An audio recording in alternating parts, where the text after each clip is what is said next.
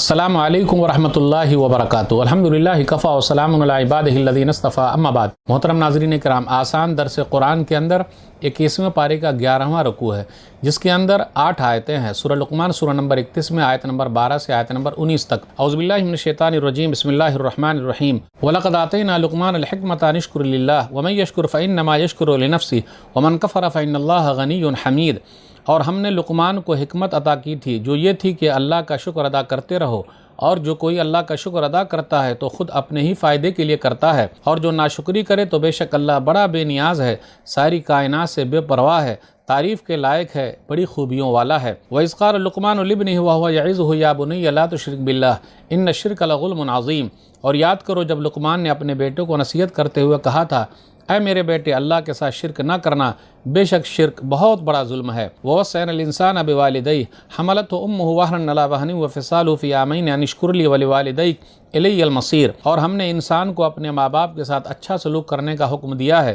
اس کی ماں نے کمزوری پر کمزوری برداشت کر کے اسے اپنے پیٹ میں رکھا، اور 2 سال کے بعد اس نے دودھ پینا چھوڑا، اس لیے یہ حکم دیا کہ تم میرا شکر ادا کرو اور اپنے ماں باپ کا بھی شکر ادا کرو، سب کو میرے پاس ہی لوٹ کر آنا ہے۔ وَإِن جَاهَدَاكَ عَلَىٰ أَن تُشْرِكَ بِمَا لَيْسَ لَكَ بِهِ عِلْمٌ فَلَا تُطِعْهُمَا وَصَاحِبْهُمَا فِي الدُّنْيَا مَعْرُوفًا وَاتَّبِعْ سَبِيلَ مَنْ أَنَابَ إِلَيَّ ثُمَّ إِلَيَّ مَرْجِعُكُمْ فَأُنَبِّئُكُمْ بِمَا كُنتُمْ تَعْمَلُونَ۔ اور اے انسان، اگر ماں باپ تم پر زور ڈالیں کہ تم میرے ساتھ کسی کو شریک کرو جس کا تجھے کچھ بھی علم نہیں ہے، تو تم ان کی بات مت ماننا، اور دنیا میں تم ان کے ساتھ بھلائی کرتے رہو اور اس کے راستے پر چلنا جس نے مجھ سے لو لگائی ہے، میری طرف رجوع کیا ہے، پھر تم سب کو میرے پاس ہی لوٹ کر آنا ہے، اس وقت میں تمہیں تمہارے کاموں کی خبر دوں گا۔ یا بنی انہا ان تک مثقال حبۃ من خردل فتکن فی صخرۃ او فی السماوات و فی الارض یأت بها اللہ ان اللہ لطیف خبیر۔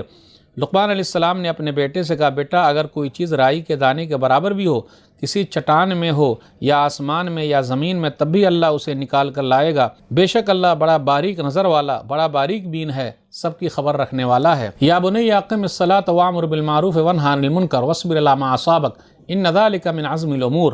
لقمان نے اپنے بیٹے سے کہا، بیٹا، نماز کی پابندی کرنا، نیکی کا حکم دینا، برائی سے روکنا، اور تجھے جو تکلیف پہنچے اس پر صبر کرنا، بے شک یہ سارے کام بڑی ہمت کے ہیں۔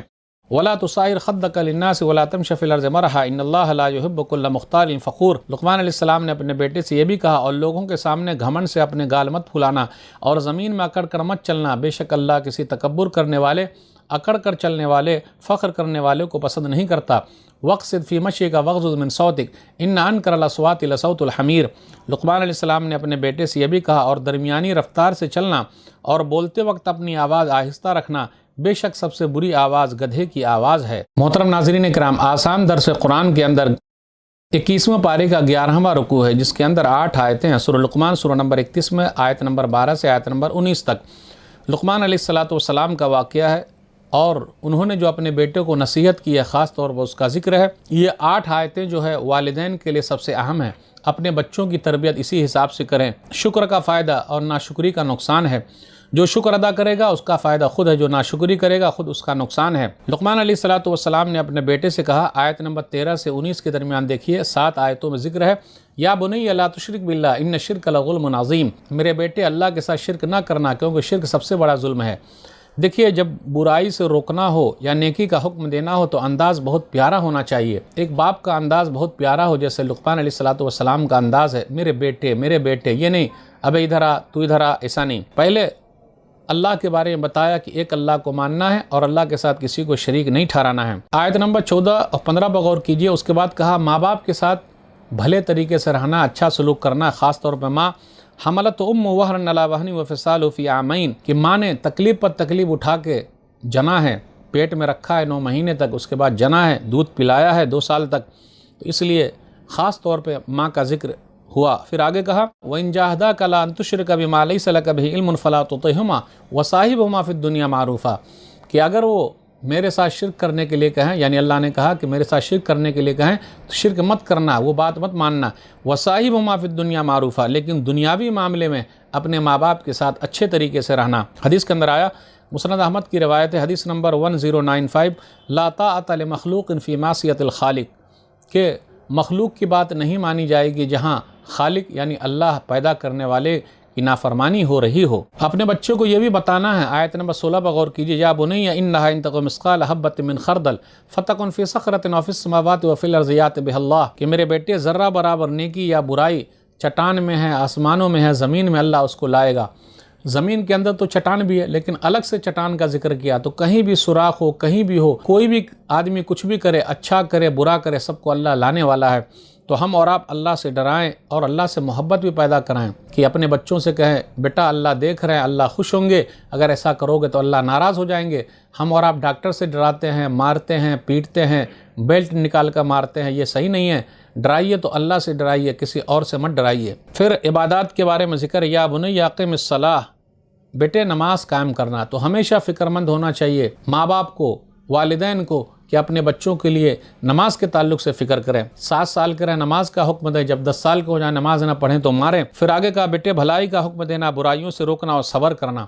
دیکھیے بھلائی کا حکم دینا، برائیوں سے روکنا اور آگے صبر کرنا، وہی آدمی دعوت و تبلیغ کا کام کر سکتا ہے جس کے اندر صبر ہو، اور جس کے اندر یہ چیزیں آ گئی وہ بڑا اچھا ہے۔ اس کے بعد اخلاقیات کا ذکر کیا کہ تمہارے اخلاق کیسے ہونے چاہیے۔ وَلَا تُصَعِّرْ خَدَّكَ لِلنَّاسِ، لوگوں سے اپنے گال کو نہ پھلانا، گردن نیچے کر کے مت چلنا، زمین میں اکڑ کے مت چلنا، پہاڑ کو پھاڑ نہیں سکتے ہو۔ جس کے اندر ذرہ برابر بھی اگر کبر ہے، گھمنڈ ہے، غرور ہے، تو وہ جنت کے اندر داخل نہیں ہوگا۔ صحیح مسلم کتاب الایمان حدیث نمبر 91، لا يدخل الجنہ من کان فی قلبہ مثقال ذرۃ من الکبر، جس کے اندر ذرہ برابر بھی اگر گھمنڈ ہے، کبر ہے، تکبر ہے، تو وہ جنت کے اندر داخل نہیں ہوگا۔ پھر آگے اخلاقیات کا ذکر ہے کہ بیٹے اخلاق کیسے ہونا چاہیے۔ چلنے میں درمیانہ چال چلو، آواز کو پست رکھو، چلا چلا کر بات مت کرو، اپنی آواز اونچی مت کرو، کیونکہ سب سے بری آواز گدھے کی آواز ہے۔ اگر ہم اور آپ غور کریں گے تو چند نصیحتیں ہیں، توحید کا ذکر ہے، عبادتوں کا ذکر ہے، اخلاق کا ذکر ہے، تو ہم اور آپ اپنے بچوں کے لیے فکر مند رہیں، ان آیتوں کو بار بار پڑھیں۔ اللہ سے دعا ہے کہ اللہ تعالی ہم لوگ قرآن کریم کو پڑھنے، پڑھانے، سمجھنے، سمجھانے، عمل کرنے اور لوگوں تک پہنچانے کی توفیق دے، آمین۔ والسلام علیکم ورحمۃ اللہ وبرکاتہ۔